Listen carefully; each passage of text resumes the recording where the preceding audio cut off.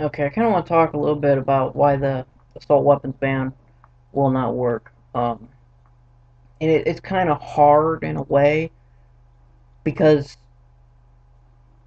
it's kind of like arguing or explaining to somebody something so simple that it's hard for you to make it even more simple for them to understand. Um, so I'm going to kind of go with three different things. One, and I'm also real quick, I'm just going to kind of go with their definition of an assault weapon, which is pretty much non-existent in reality. Um, One, the only people that are going to listen to an assault weapons ban are the people who are not breaking the law. So you're not stopping the criminals from getting the guns. Two, the only people that are going to stop, or the only people who are going to stop buying them are the legal people. The only people who are going to stop selling them are the legal gun dealers and people who obey the law. So again, you're not stopping the criminal element from buying or selling these weapons. Three, and this is the fun one, gun companies are not idiots. They will circumvent the law. They will follow your rules to get around you because you're not doing something proper. And I can prove this. 1994, there was an assault weapons ban, and it listed features similar to the new one, and all of the features were cosmetic. Not a single one of them, just like now, not a single one of them spoke to the mechanics of the weapon. So to people who understand how firearms work, it seems pretty much random that you would just like point to something and say, yep, that's banned. Yep, that's banned. Nope, that's okay. Yep, that's banned. Nope, that's okay. Yep, that's banned. Because it made kind of, to people who know about firearms, it makes no sense. And hopefully, I'll be able to put a picture of Tech 9 in here, right there.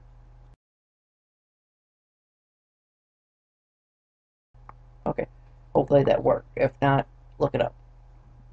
Um, so there you go. That's Tech 9. Um, and I need to shoot to a website here real quick. It was banned for sale by the assault weapons ban, and also another one in California.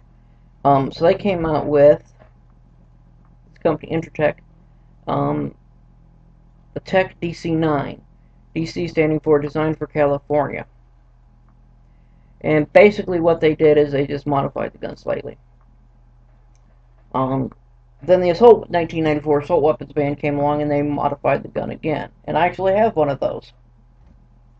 This is it right here. No magazine. No round in the chamber. Let me move it over so you can see a little bit better. And that's what they did to it. They cut the barrel down and they cut the barrel shroud off. That's it. Oh, my fault. They also changed it to AB10. So, the government says that gun's illegal, it's too dangerous for civilians to have. So, they cut the barrel down, cut the barrel shroud off, changed the name on the side of it, and now it's legal. Now it's okay. Now it's no longer dangerous. Doesn't matter. They use the same exact magazine as the Tech 9. It doesn't matter that I can pull this entire upper assembly off and put an upper assembly from a Tech 9 on there and it's perfectly fully functional. Doesn't matter that if I want to go even a little bit harder, I can actually pull this barrel off, put the barrel from a Tech 9 on there, and again, it's fully exactly the same function. Literally speaking. Actually, let me do it like this. If I went like this,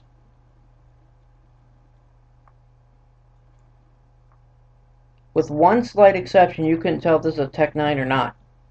That's this piece right here. That's a sling mount. They changed it from here to here. That was the first change they did. That's it. There you go. It fires the exact same round. It fires the exact same rate of fire. Everything. It fires exactly the same, except now it's a little less accurate. And easier to conceal. So that's what they did. That's all the band did. That's it. So what did it do? Nothing. Cost the company probably a little bit of money in changing their equipment over to modify it to make the barrel shorter and change the name on the side. Which, interestingly enough, they probably made up for their cost, because everybody's like, man, we can't get those no more. And they're like, yeah, you can. Here you go. And then people were like, oh, they're going to ban those next, so they went out and bought more of them. Go to a gun shop. Actually, I don't know if that's going to help some people. But for those who know, the gun cost has increased. The cost of guns have increased since the talk about assault weapons ban and all this stuff. More people are buying guns. More people are buying ammunition. The cost of ammunition has gone up, and if you could find it, it's gone up, I should say. Because a lot of stores go in there and their shelves are bare. They might have, a couple boxes of shotgun shells and some odd calibers, stuff like that. But finding 9mm, 45s, even 22s, 38 special, 40 Smith & Wesson is hard. You have to look around to find ammo. And then you're going to pay a lot more for it than you did 10 years ago, 5 years ago. So that is what they're doing. They're not stopping any criminal activity. They're not saving any lives. They're increasing gun sales. They're increasing ammunition sales. They will make, if it passes, they will make firearms manufacturers alter their designs cosmetically only to comply with the law. And that's it. That's what they're going to do. Makes absolutely no sense, does it? How is that stopping violence? It's not. What's the solution, you ask? Well, a couple of suggestions I have is, one, increase the punishment for illegal use of firearms. I know that's not going to do a whole lot, and I admit it's not, but it might help. And more importantly, it's not infringing on anyone's rights.